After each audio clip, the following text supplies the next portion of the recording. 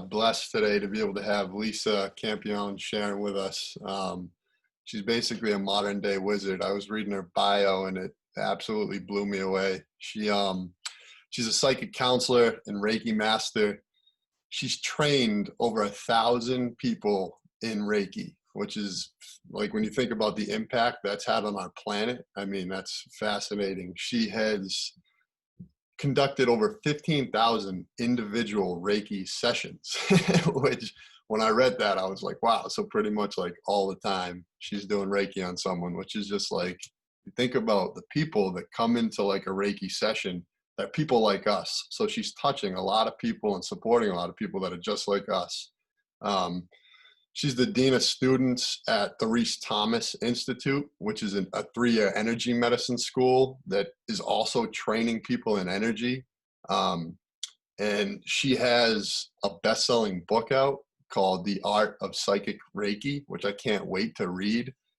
She's also the host of a popular radio show called The Miracle of Healing on Empower Radio. So I mean, she's a true light worker, and I am so blessed. And I want everyone to give a warm welcome to Lisa. Welcome to our group. Thanks, Kyle. That was so sweet. That was such a nice introduction, and it's beautiful to see you all this morning. Thank you for having me here, and thank you to the host of the podcast, and thank you for sharing this beautiful Mother's Day in May with me. I so appreciate it. So, because it's Mother's Day, I really wanted to talk about mothering. Um, it's a triggering thing for a lot of people, and it's sort of one of those things like, oh, happy Mother's Day. We think about Hallmark cards and champagne brunches, or breakfasts out with our mothers. We think about, that's what we see on Facebook, and the reality, it can be very bittersweet for people. So I'm blessed to have a wonderful mother that's still with us, and I feel really, really lucky about that. And I'm also a mother. I have 3 adult children who are doing well and thriving, and I am extremely lucky and grateful for that too. And I know it's not always that way. Like, there are people here who you maybe have lost your mother. Maybe your mother has lost a child. Maybe you are want to be a mother, and haven't that hasn't happened for you.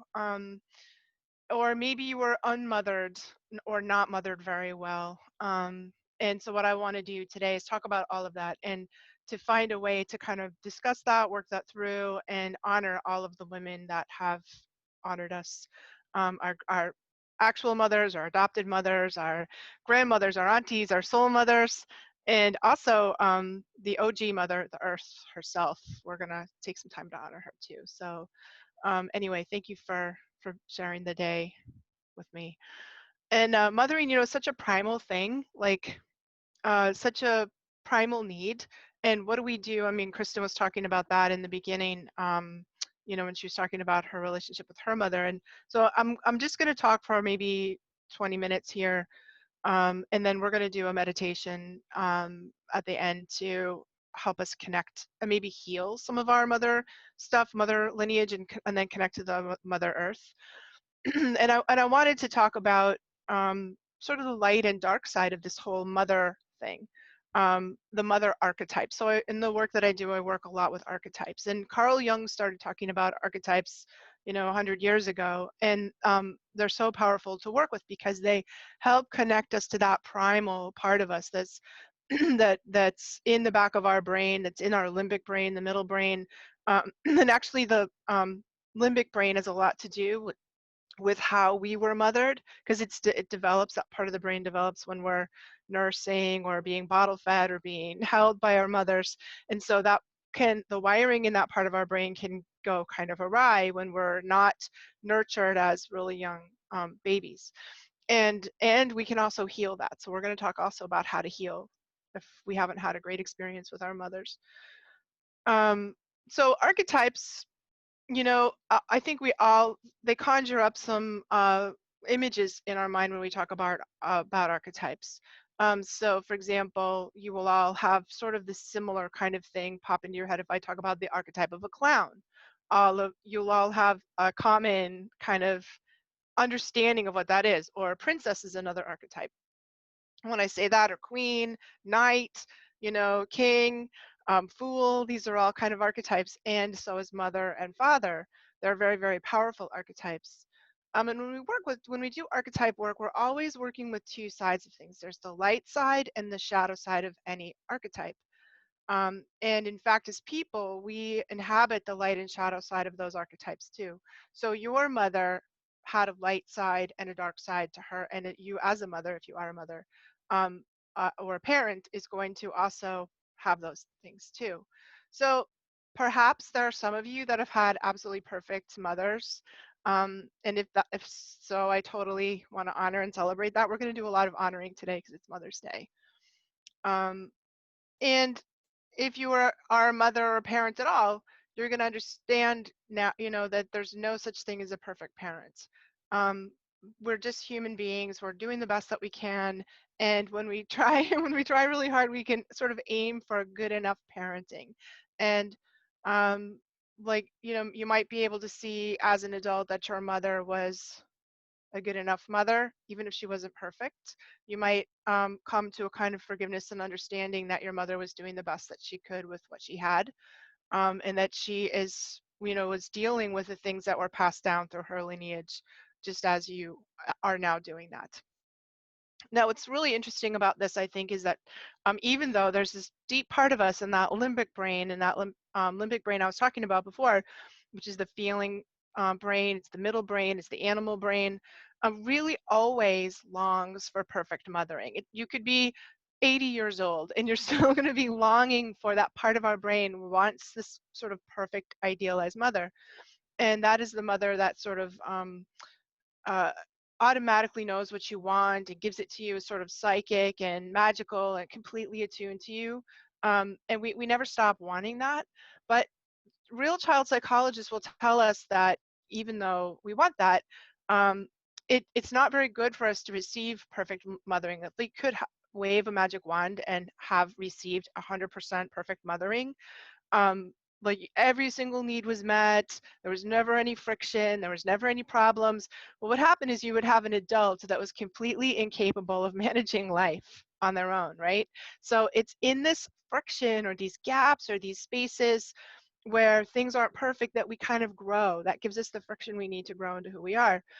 Um, and also there, and I don't think we have time to talk about it today, but it would be another great topic for another episode maybe, of inner child work, because there's a part of us that always stays a child. So we have a child archetype inside of us that our inner child gets sort of frozen or locked in various parts of time, especially when we receive trauma. So part of your healing work is that's important is to do some inner child work, to go back and work through the tangles, the frozen pieces, the traumas that get locked up and held inside of our own child archetype. So and the child archetype in you is so important. So the child archetype in you holds the most beautiful part of you. It holds the purest essence of your soul. It it's like where the soul is the freest expression of who you are. And I love it that some of you guys have kids running around behind you, because we can see in those children, you can see the like ensoulment. You can see the purity of the soul in a child, and how that flows through us in terms of play and spontaneity and love and joy and this ability to fully process our feelings in the moment. And even if you're old and cranky now, you you still have that inner child, and doing this work on your child and freeing yourself, and healing from your parent, how you were parented, can open us to the beauty and the light of the child that's within us.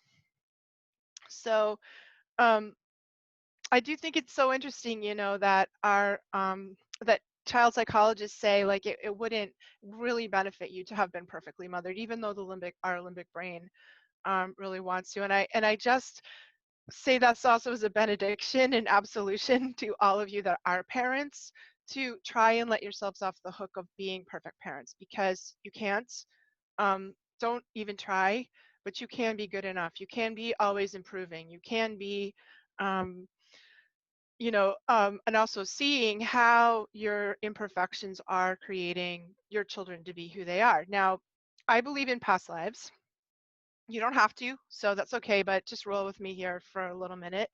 And in my viewpoint, we actually have chosen our parents, who our parents are, and you, just as your children chose you, when we are in that in between space, in between life. So when we're in heaven, soul world, wherever, however you want to say that, we will have actually picked our parents. And I know that some people find that scary and strange, because if you had really terrible parents that abandoned you, or neglected you or abused you, you may be like, why did I choose that? How could that even be true?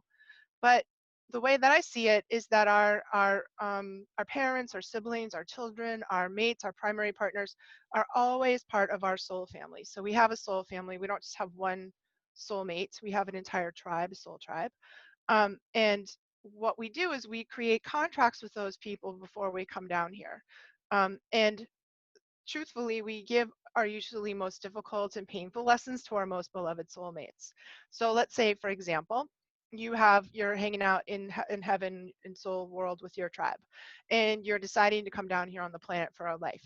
And you think, okay, this is a life where I really want to continue to work through my abandonment issues. So I know I've been like, this is like lifetime number 10 where I'm working through my abandonment issues, but I'm gonna come back there and do it.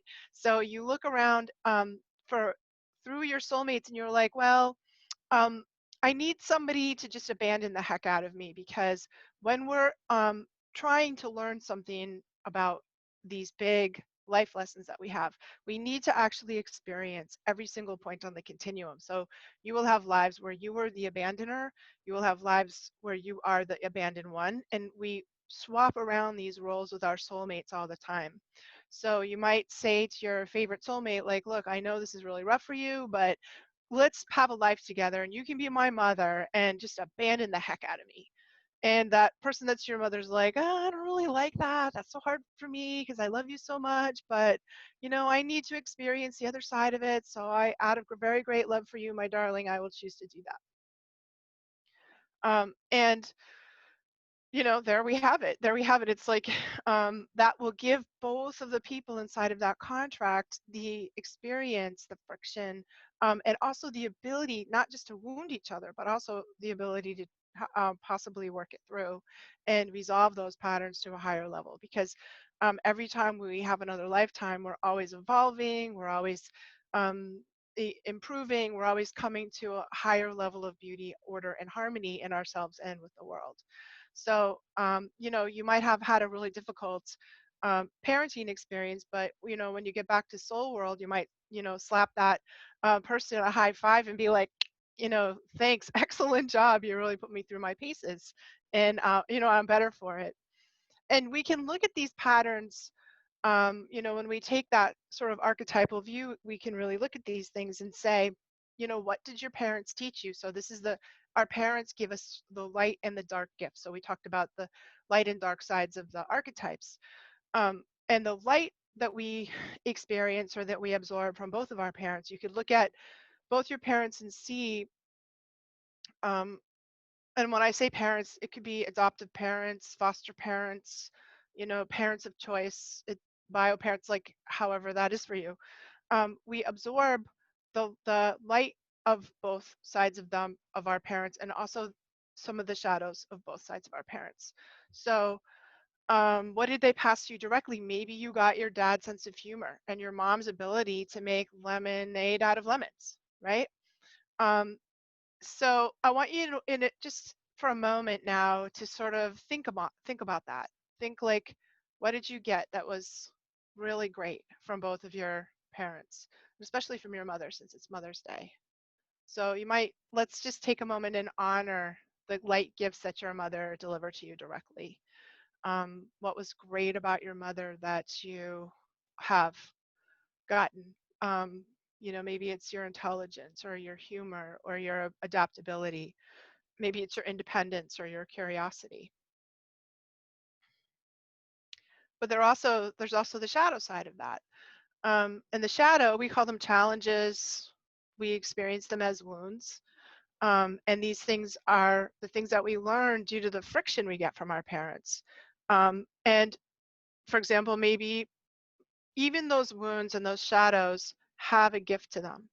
They have something that friction, it's sort of like lifting weights, or going to boot camp. I always say, like, your childhood is the boot camp you went to that turned you into the person you are now, so that you have the strength and all of the tools and gifts you need to complete your life purpose. And boot camp's not that fun, you know what I mean? But boot camp makes the person you need to be. And you can also look at the difficulties, the dysfunctions that you've had in your family and see where the boot camp was. See how can you open your mind to the possibility that those things were exactly designed by you to create the person that you are now, in order to give you your mission, in order to give you the strengths and your tools. Even your pain is like the rocket fuel that you need to do what you came here to do. So for example, maybe you were a latchkey kid like I was, right? And that what I would come home from school. It's really common in my generation. Come home from school, there was nobody ever there. There was like a note and a sandwich under a plastic wrap, and see you at dinner, right? Um, and maybe, like I got that. I learned independence and self-reliance, which I've needed my whole life. If you had, a mother who was depressed, you might have learned nurturing or caretaking or compassion. um, if you had abuse or difficulties, you might have learned the power of anger and how that can be a fuel, for you to set boundaries and say no, and sort of rocket fuel for your life. Energy, anger is like a really powerful form of energy. And maybe you had parents that were so dysfunctional that they required you or forced you to set a boundary and say no, and thereby step into your power, right? So I want you to take a moment and just contemplate this shadow, the shadow gift that you got from your mother. Um, Even if it was only, I am never going to be like that. Even if what we do is we swear, I'm going to do everything I can do to not be like that. So for me, I hated being a latchkey kid so much that I just put my foot down and refused to do it. I stayed home with my kids, even though it was really challenging. It was a huge commitment. It was economically difficult to do that, but I think that it drove me to a good place where I chose to do that. That was the shadow gift my mother, or one of the shadow gifts my mother gave me, even though she gave me a ton of light gifts too. So take a moment again to honor the shadow gift that your mother gave you, and see if you can make the connection to how it strengthened you, right? Here's another interesting way to think about this, is that how your mother loved you is often how we learn to love and nurture ourselves, for good and for bad. So you can see, if you had a really nurturing mother, you would know how to nurture yourself. If you didn't have a very nurturing mother, you may find it really difficult to nurture yourself. That may be something you need to learn. And our relationship with our fathers tends to model our relationship with other in the world. So you can think about not just our romantic relationships, but all other people in the world. So if you had a father that was there and easy to connect with, it may be easy for you to do that. And if you didn't, that might be a challenge for you. And also, this is a shocker, it's sort of a trippy concept, but how your parents connected and loved to each other will have formed the template for how you relate to your primary partnerships. And it can either be a beautiful romance or an epic train wreck. And I don't know, somehow we picked these things, somehow we chose to be modeled. It's like when we're a child, we receive the imprinting of our parents and our family and our childhood. We get stamped, we get molded, imprinted with that stuff in a way that forms us. And then as adults, we take that and work with it in all the ways that we do. So it's super important. Clearly, it's super important that at some point in your life, you take time to clean up any trauma that you've had in your childhood. Otherwise, you run the risk of endlessly repeating these patterns, right? So we've all got to, at some point, um, open up to that healing. Maybe we do therapy, maybe we join support groups, maybe we do body work, maybe we do energy work. or spiritual work, I find, especially with these parenting, our family of origin things, we really need to work it on all levels, mind, body, spirit, energy, in order to empower ourselves, in order to let go of the trauma. Because I think pretty much everyone comes out of childhood with trauma.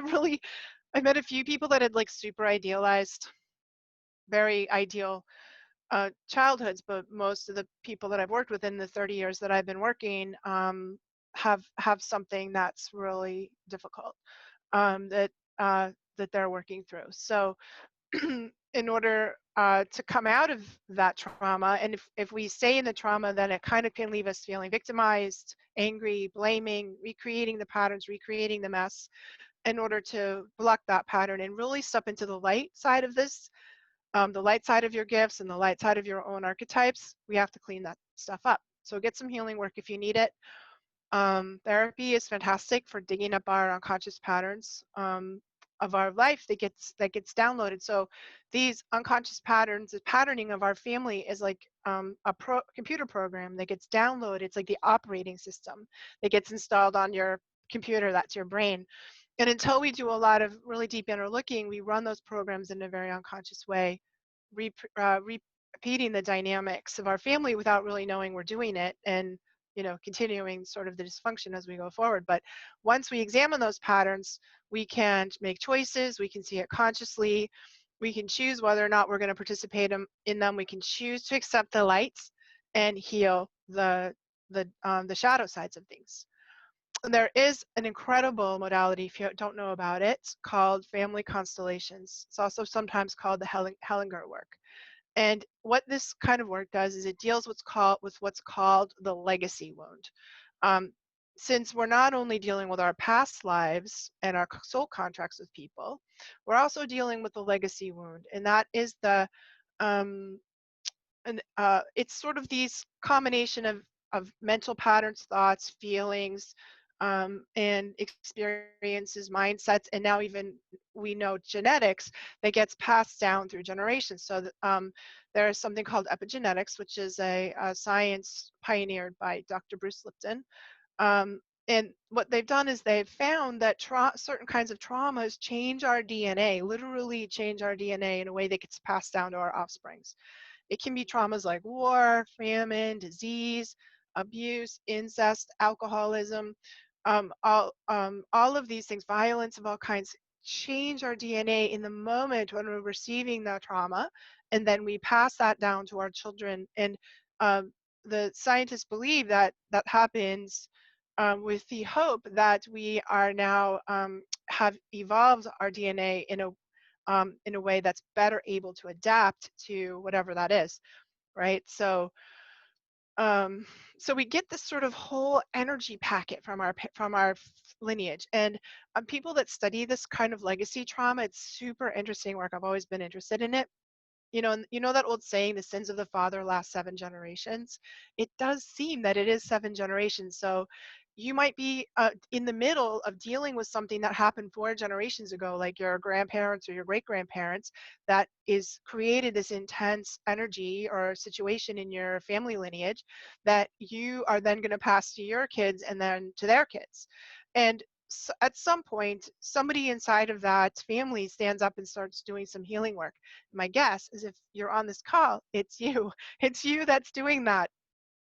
So let's take a moment to honor that part of you, the spiritual warrior that stands up and sort of says, okay, I'm going to deal with this. I'm going to deal with this thread that's in my family. And as you stand up and heal it, you are healing for your past generations, you're healing for the past, and you're healing also for the future generations. So it's very powerful spiritual warrior work to do this kind of the healing that I know you guys are all doing. So take a minute to think about the constructs that are in your family that you're working on healing right now. And they can be beliefs. So beliefs like beliefs about abundance, like money is the root of all evil, or good people work until they drop in the saddle, right? It might be uh, kind of prejudices, we love or hate this kind of person. We might have emotional legacies like, well, we never get angry in my family, or we never cry. We stiff upper lip it. That's sort of a big one here in New England, So we have those kinds of mindsets and emotion sets that we get passed down. But we also have deeper wounds. And I'm sure you all have this. I have it in my family too. These legacy wounds are generational and they're very difficult. They're most difficult things that we have to deal with as people. They might be things like alcoholism, mental illness, incest, abuse, murder, suicide, exile, adoption, like these are huge, big deal issues that tend to get passed down in generationally. So just the other day, I was working with three sisters. It was so interesting. They were all coming in for readings, and we were doing energy work and stuff virtually. And they all had this similar issue. They all had problems with their housing. One of them was relocating for her job, and she would be moved all across the country like every 2 years on the dot. She'd have to get up and relocate some crazy distance. The other one was struggling with paying her rent, and she would get evicted. She would get evicted, or she would have some crazy, thing that forced her to move. The other one, I'm not kidding, her house was knocked down by a hurricane in Florida, and she would move, and like then the house would be flooded. Like these three sisters had the worst luck around their housing. And when I looked at them, and especially as a family, as a kind of a unit, I could see this was a generational wound. This is one of those things. And I traced, so I'm looking through the past at their, just psychically at their generations and going, oh, wow, like, 4 generations ago, your great grandparents, what was going on there? They have exile karma. And they told me that they were from a part of the world where there was a war going on then, and everyone had to pick up and move. Everyone got kicked out of their country, and they were exiled and never were able to go back to that country, and sort of wandered around looking for home and never really finding it. And that's one of these things that goes so deeply into the psyche and is so um, such a powerful thing that ever since then, every generation since then has had this issue of exile, of not being able to find a home, literally a home that they could settle into. So we started working on it. We started releasing those energies, and clearing them up in them individually, and also for the family. And we could feel as we were doing that work that that was healing for their ancestors that had that original wound, and also healing for their kids. So hopefully that wouldn't be going on too. So this is an incredibly powerful kind of healing um, that we can do. So think about those big, giant, big mama dysfunctions, and see if you can see the threads of that in your own lineage, in your own life, in your parents, your grandparents. Like do some genealogy, like look back through those things. And as we're doing that kind of work, and whether it's spiritual work or family constellations, we can reclaim also these light gifts, these light gifts of our family, and as well as healing the shadow aspects of it.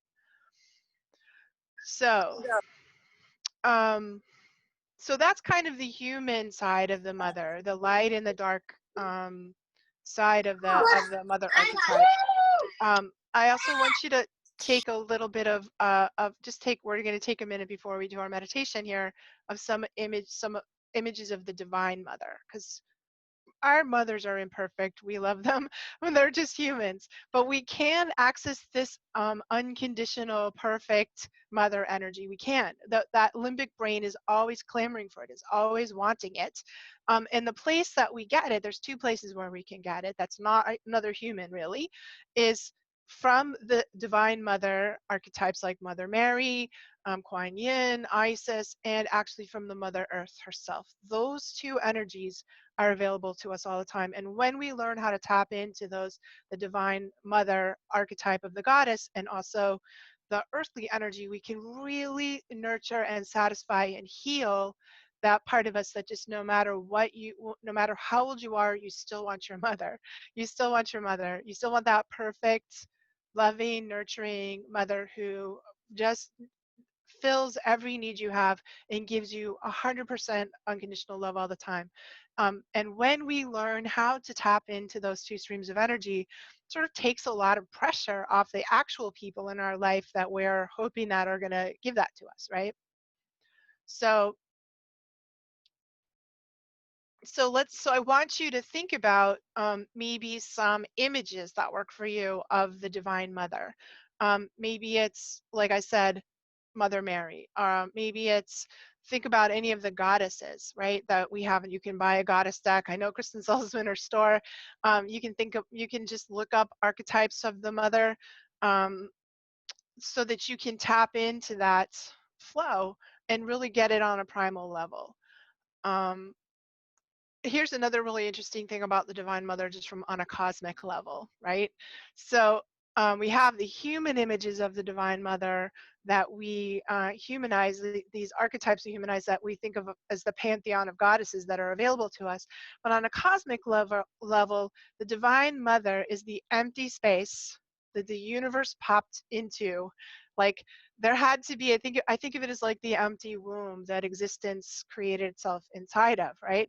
So this cosmic Divine Mother is the void, the emptiness, the dark space, the nothing space between the atoms, right? That something is born into. And when we learn how to tap that energy, which we can do in very powerful creator type meditations. My colleague Reese Thomas does this powerful meditation called the Creator Meditation. You guys should have him on here sometime to do that, because it's really cool. um, we access, we go into that darkness, into the void, into the empty space, where that's, it's like the empty womb of the cosmic mother, where into that life sparks. So from that level, the yin of the cosmos, the mother, the female energy of the cosmos, is emptiness, the empty womb, and the masculine is substance, it's substance, existence, matter, right? So we can learn, it's kind of advanced cool metaphysics, spirit and manifesting mojo, how to connect with the cosmic mother in order to manifest our hopes and dreams. Okay. And then on an earthly scale, we can connect to the divine mother by being in nature. So we have Mother Earth. Mother Earth is, we say Father Sky, Mother Earth. Tap into that energy too. We need to, right? So let's figure out some actual ways that we can tap into these divine sources. Maybe you pray and you do a lot of Hail Marys and Blessed Bees. Maybe you go to church if you're a churchgoer and you sit in a ladies' chapel and light a candle. Maybe you get a goddess card, deck of goddess cards, and every day you pull goddess cards to look at the divine, all the forms of the divine feminine and the divine mother. And we know that during, or I know, maybe you guys agree that this time we're in now, this time of the ascension, what's happening now is there's a balancing between the masculine and feminine polarities. It's part of, we're moving into what they call now the unity. So we had long ago the time of the matriarchy. We've just come out of like 10,000 years of the patriarchy. It hasn't gone that well, really. And now we're coming into the unity where everyone's being asked to access and evolve our own internal masculine and feminine, right? So part of this mother thing is feeling our own divine feminine. Um, and even if you're a man, especially if you're a man, you can honor the goddess, the divine mother, by honoring the goddess in every woman that you meet. When you do that, that will bring out your divine masculine. And that's what you can do to help humanity evolve. That's what we can all do to help humanity evolve right now and take our highest form during the shift. So if you're a man, treat every woman you encounter as if they were your mother, your daughter, your sister, your beloved, a goddess that you can honor, revere, sanctify, right? Um, and as you do that, you elevate her and also yourself too. And also, if you're a man, honor your own divine feminine. So we all have feminine and masculine inside of us, and men can do a lot to bring the world into harmony right now by honoring their feminine side. That is a side of you that feels compassion, empathy, care, the desire to nurture, that feels emotional, intuitive, sensitive, psychic, that feels interconnected, right? You need this. We need this. We as a collective need this. We as women need you to do this. And you need it for your wholeness and your balance. It's so full of gifts. It's so full of power, and you need it to balance yourself. And if you're a woman, listening, honor the goddess inside of you, right? Um, Elevate your own inner goddess. Spend some time in ritual. Pay attention to the moon and the phases of the moon. Since we find our feminine side often than that, let your hair down, dance, cry, sing, laugh, go and hang out with other women, right? Um, and honor women needs your part of it is to honor the women, the feminine side of men, right? And not shame them, not berate them for showing us their beautiful, sensitive sides. So we need to. That's our part of the bargain here is to do that. And then we also, before we're going to do our meditation in a minute, but the last thing we want to talk about is to honor our Mother Earth, right? So we know we were born from her, and to her we return. We honor her as the source of all life, of knowing that we couldn't live without her. We couldn't live without air and water, without fire, without the minerals, the earths, the rocks and the plants and the crystals and the trees. From her, we get all of our needs met.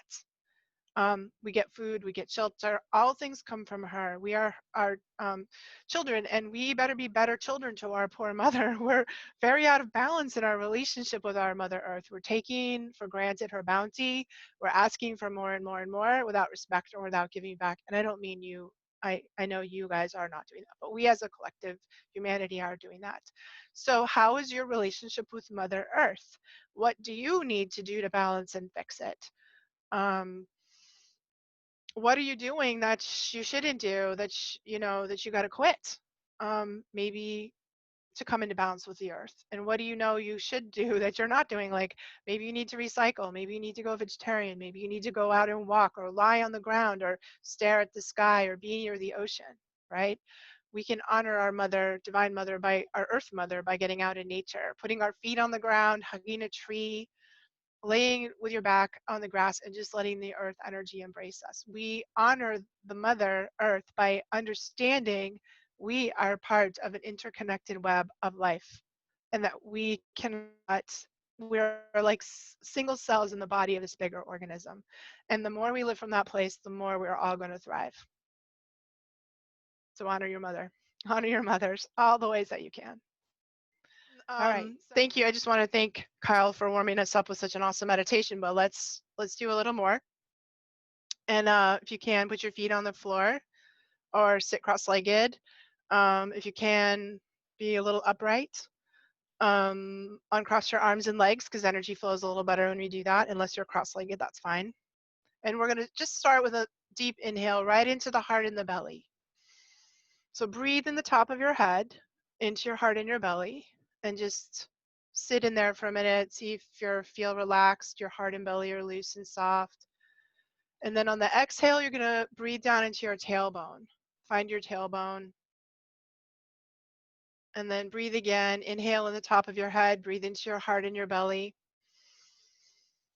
And on the exhale breath, you're going to drop that energy down like let's extending like the taproot of a tree, through the chair, through the layers of the building, down, down, down into the earth. This is called the grounding cord, and it's one of the ways we stay connected to the earth. And breathe again, breathe into your heart and your belly. Find that grounding cord and make it really wide, like the size of a trash can. And on the exhale breath, we're just gonna breathe any stress, any tension, any pain, any fear, any emotion down the grounding cord with a blessing and a prayer for the Mother Earth. We ask her to accept this and recycle it, to transform it, to transmute it.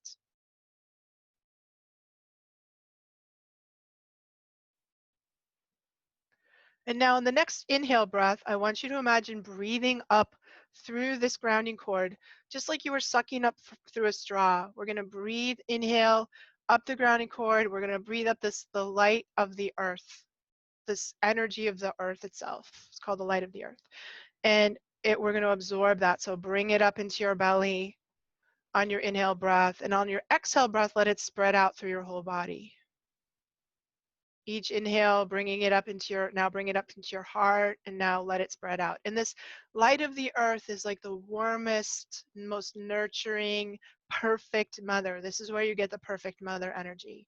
This is the divine feminine, the mother who loves you unconditionally, the mother who's always there for you 24/7, the mother who's never had a bad thought and only wishes the best for you, the mother who sees everything about you and loves you anyway.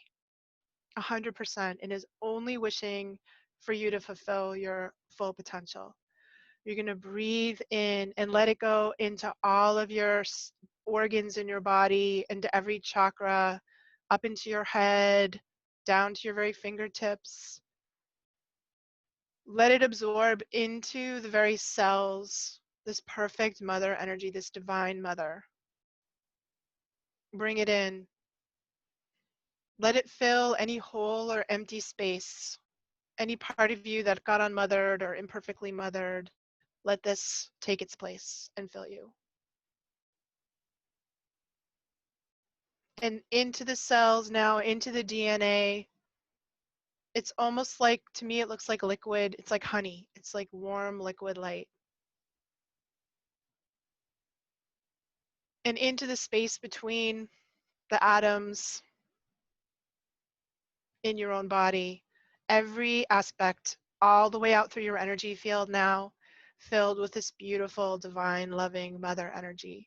This is available for you all day, 24/7. You can never run out. You can never take too much. It's always there, 100% for you. And now that you're full of this divine mother energy, I want you to feel, imagine, pretend, visualize your mother is standing over your left shoulder.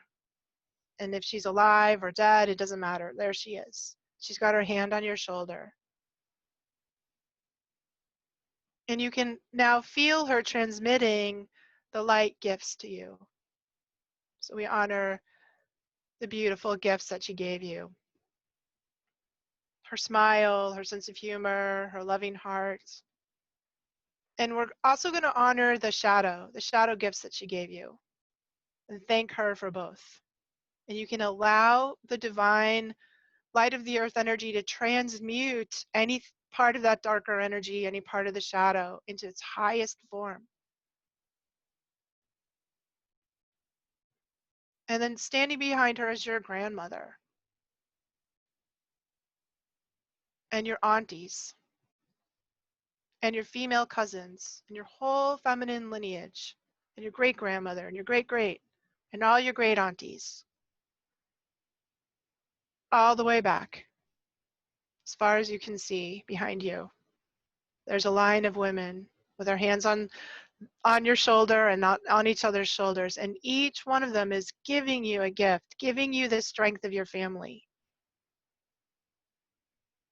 giving you the light side. And you're going to use this light of the earth energy to transmute any of the shadow gifts.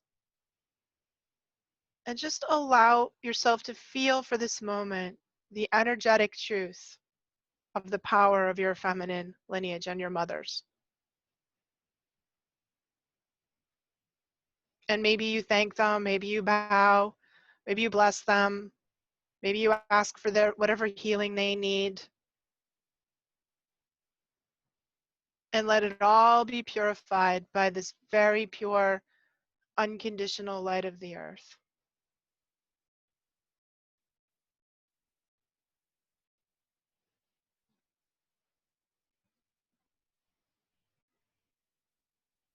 Just take a moment to absorb that. Take a moment to reconnect to the beautiful light of the earth, this unconditional divine mother. Refill yourself, reconnect to it, purify all of the human energy in this divine, in the fire of this divine energy.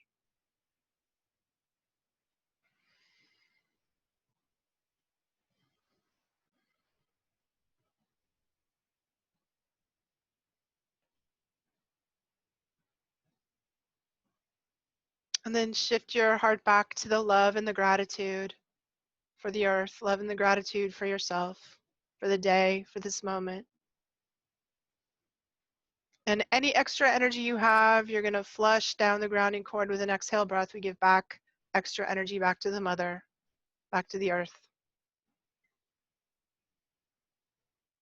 And when you feel ready, you can open your eyes.